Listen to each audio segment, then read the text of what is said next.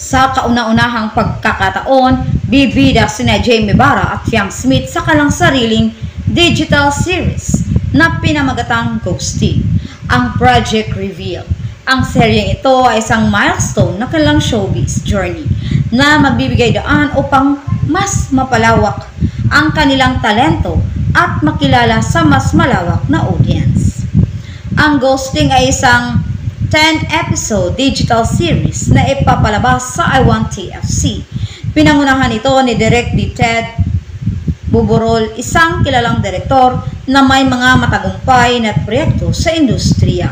Sa pamamagitan ng seryeng ito, inaasahang maipakita ni JM at Fiang ang kanilang versatility bilang aktor at ang kanilang natural na chemistry sa harap ng kamera. Ang kwento ng Ghosting ay umiikot sa mga kabataang nahaharap sa mga hamon na makabagong panahon, tulad ng ghosting sa online ng pakikipagrelasyon. Tinutukoy nito ang emosyonal na aspeto ng mga kabataan sa kanilang naghahanap o sa kanilang paghahanap ng pagmamahal at koneksyon sa digital na mundo. Ang seryeng ito ay magbibigay ng makulay at makatawid na kwento na tiyak na makarelate ang mga manonood. Ang anunsyo ng Ghosting ay agad na nag-trending sa social media na nagpapakita ng matinding suporta mula sa kanilang mga tagahanga.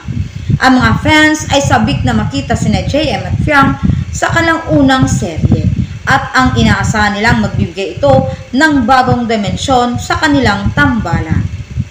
Ang Ghosting ay isang hakbang patungo sa mas mataas na antas ng kanilang karera. Ito ay magbibigay daan para sa mas maraming proyekto at oportunidad sa industriya. Ang kanilang dedikasyon at pagsusumikap ay tiyak na magbubukas ng mas marami pang pintuan para sa kanilang mga pangarap.